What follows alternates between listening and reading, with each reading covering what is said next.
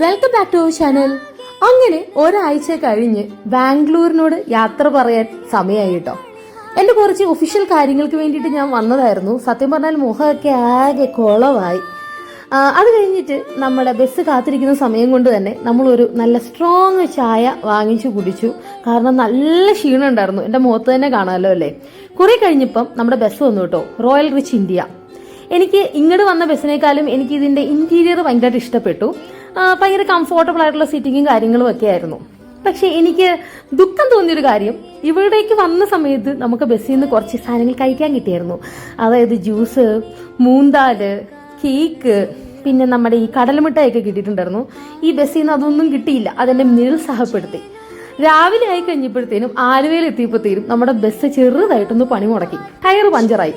അങ്ങനെ അവിടെ കുറച്ചു നേരം പോസ്റ്റ് അടിച്ചു കേട്ടോ. പിന്നെ അവർ അടുത്ത ബസ് നമുക്ക് അറേഞ്ച് ചെയ്ത് തന്നു.